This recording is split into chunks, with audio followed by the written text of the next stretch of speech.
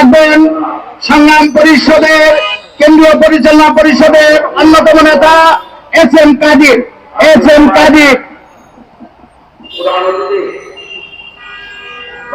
রিক্সা pedal rickshaw van easy bike সংগ্রাম পরিষদ ঢাকা মহানগর কমিটি কর্তৃক আয়োজিত আজকের এই সংগ্রাম সমাবেশে সংগ্রামের সভাপতি উপস্থিত আছেন আমাদের সংগ্রাম পরিষদের কেন্দ্রীয় পরিচালনা পরিষদের সংগ্রামী আহ্বায়ক শ্রমিক জননেতা খালিকুজ্জামান লিপন উপস্থিত আছেন সমাজতান্ত্রিক শ্রমিক কেন্দ্রীয় কমিটির অন্যতম সদস্য এবং সংগ্রাম পরিষদের শ্যামপুর কদমতলী শাখার উপদেষ্টা আফজাল হোসেন উপস্থিত আছেন ঢাকা মহানগর কমিটির সংগ্রাম পরিষদের যুগ্ম সাধারণ সম্পাদক দাউদ আলী মামুন সহ আমাদের বিভিন্ন অঞ্চল থেকে আগত আমাদের অটো চালক ভাই বোনেরা সবাইকে সংগ্রাম পরিষদের পক্ষ থেকে সংগ্রামী শুভেচ্ছা অভিনন্দন।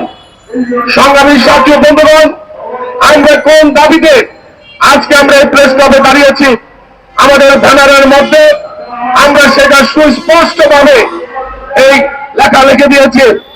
আমাদের এই দাবি আমাদের নতুন করে নয়, এই দাবি আজ থেকে 10 বছর আগে থেকে আমরা এই দাবি পরিচালনা করে আসছি।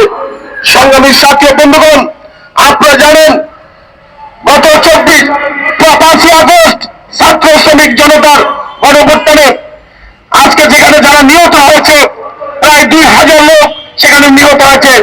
এই 2000-এর মধ্যে আমাদের এই অটো চালকরাই সেখানে 24 জনের অধিক 42 জনের অধিক সেখানে মৃত্যুবরণ করেছে। সংগ্রামী সাথী বন্ধুগণ, এই 24-এ যে 5ই আগস্ট ছাত্র শ্রমিক গণঅভ্যুত্থান হয়েছে এখানে তাদের একটি চেতনা ছিল, তাদের একটি আকাঙ্ক্ষা ছিল।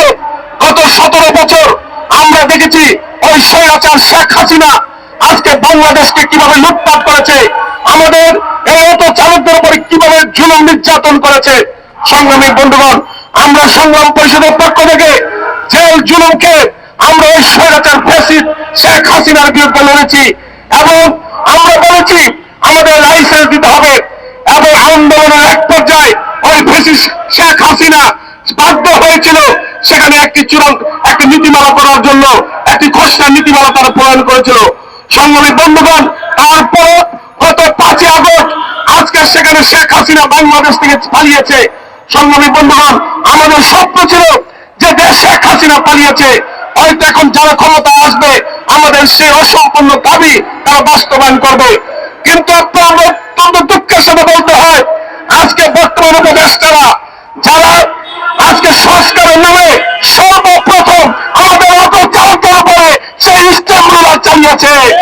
সংগ্রামী বন্ধুগণ, আজকে উপদেষ্টাদেরকে বলতে চাই গত 5ই আগস্ট পর্যন্ত ওই বিভিন্ন পাড়া মহল্লায় ঢাকা শহরে এবং ঢাকার বাইরে যে সমস্ত আন্দোলনকারী আহত হয়েছে, যখন রাস্তায় কোনো বাস ছিল না, কোনো ট্রাক ছিল না, কোনো অ্যাম্বুলেন্স ছিল না, আমাদের অটো চালকরা সেই দিন অ্যাম্বুলেন্সের ভূমিকা পালন করেছে।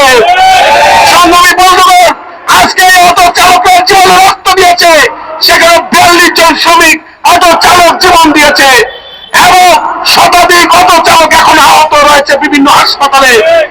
সংগ্রামী বন্ধুগণ, আজকে আমরা বলতে চাই আপনি কি করে ভুলে গেলেন আজকে সেখানে এই যানজটের অজুহাতে আজকে অটো চালকদের উপর আপনারা গত 19শে নভেম্বর ওই হাইকোর্টে ওই পেট্রোল চালিত ওই ফ্যাসিবাদ শেখ হাসিনার দোষর ওই আওয়ামী লীগের দোষর ওই সেখানে পেট্রোল চালিত তারা হাইকোর্টে একটা রিট করলো। সেই রিটের অজুহাত দেখিয়ে 3 দিনের মধ্যে ঢাকা মহানগর থেকে অটো চালকদের উচ্ছেদ করবেন। আপনারা দেখেছেন 19 তারিখে ঘোষণা দেওয়ার পরে সারা ঢাকা শহরে হাজার হাজার অটো চালক রাস্তায় নেমে এসেছে। সংগ্রামী বন্ধুগণ, একটা পর্যায়ে আমরা দেখলাম সেখানে আপিল বিভাগ, সেখানে সুপ্রিম কোর্ট তার বিরুদ্ধে সেখানে দাঁড়িয়েছে এবং হাইকোর্ট তার রায় স্থগিত করেছে, বলেছে 1 মাসের মধ্যে তাদের একটি বিষয় সিদ্ধান্ত নেওয়া হবে। সংগ্রামী বন্ধুগণ, আজকে সেখানে 28 তারিখ, 1 মাস প্রায় হয়ে গেছে। আমরা আশা করব আজকের সমাবেশের মধ্য দিয়ে হাইকোর্ট শুভবুদ্ধি উদয় হবে। বলতে চাই আজকে সেখানে আমাদের এই রায় পুনর্বিবেচনা করবেন, সুপ্রিম কোর্টের রায় তিনি বহাল রাখবেন, আমরা সেই আশাবাদ ব্যক্ত করি। সংগ্রামী বন্ধুগণ, আজকে আমরা বলতে চাই, এই 1 মাসের মধ্যে আমরা দেখি বিভিন্ন পাড়ায় মহল্লায় ওই ট্রাফিক পুলিশ আমাদের অটো চালকদের কাছ থেকে ব্যাটারি খুলে নিয়ে যাচ্ছে। সংগ্রামী বন্ধুগণ, আমরা দেখেছি ওই লালবাগ জোট, ওই ওয়ারি জোড়ে আমাদের শত শত অটো চালকের ব্যাটারি সেখানে আটকে রাখা হয়েছে। আপনারা জানেন, এই ব্যাটারিগুলো যদি 15 দিন 1 মাস তাদের এখানে পড়ে থাকে, তাহলে ওই ব্যাটারি অকেজ হয়ে যায়, নষ্ট হয়ে যায়।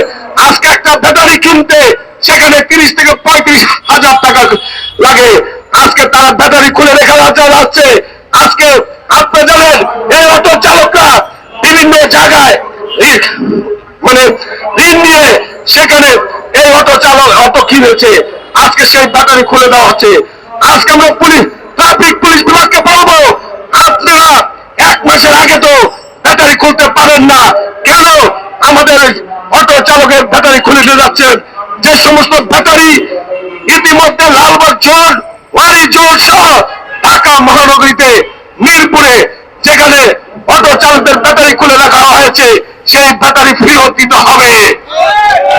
সংগ্রামী বন্ধুগণ, আজকে আমাদের সমাবেশের মধ্য দিয়ে আমরা পরিষ্কার ভাষায় বলতে চাই, আমরা এই আন্দোলন করতে যে 42 জন অটো চালক জীবন দিয়েছে, আমাদের বরিশালের নেতা ডাক্তার মনীষা চক্রবর্তী জেল কেটেছে, পুলিশের লাঠিপেটা খেয়েছে, আমাদের ওই সিলেটে সেখানে সংগ্রাম পরিষদের নেতারা মামলা খেয়েছে। আমরা বলতে চাই, আমাদের দাবি আদায় না হলে আমরা আগামীতে প্রয়োজনে আবার মামলা খাবো, আবার জীবন দিব, রক্ত দিব, তারপরও আমাদের অটো চালকদের লাইসেন্স আমরা নিয়ে করে ফিরবো। আজকে উপদেষ্টাদেরকে বলবো, অনতি বিলম্বে এই 50 লক্ষ অটো চালকদের কর্মসংস্থান ব্যবস্থা করবেন, আর না হয় তাদেরকে লাইসেন্সের আওতায় আনতে হবে। সংগ্রামী বন্ধুগণ, আমরা বলেছি মহাসড়কে আমরা যেতে চাই না, আমাদের বাইপাস লাল করে দেন। আমাদের সংগ্রাম পরিষদের পক্ষ থেকে আমরা একটা সুপারিশ মালা দিয়েছিলাম। আমরা বলেছি সেই সুপারিশ মালা আলোকে আমাদের অটো চালকদের লাইসেন্স দিতে হবে। এখানে সাংবাদিক ভাইরা রয়েছেন, গোয়েন্দা সংস্থার লোকজন রয়েছেন। আজকে আমরা সংগ্রাম পরিষদের পক্ষ থেকে সারা বাংলাদেশে আমাদের সংগ্রাম পরিষদের নেতৃত্বে 73 বরাবর স্মারকলিপি দেওয়া হবে এবং সভা সমাবেশ হবে। তারই অংশ হিসেবে আজকে আমরা এখানে করছি। প্রিয় চালক ভাইরা, আজকে আমরা পরিষ্কার বার্তা বলতে চাই, কোর্ট করলে যাতে ওই সুপ্রিম কোর্টের রায় বহাল থাকে, এই আশাবাদ ব্যক্ত করে আমার বক্তব্য আমি শেষ করছি। সবাইকে ধন্যবাদ।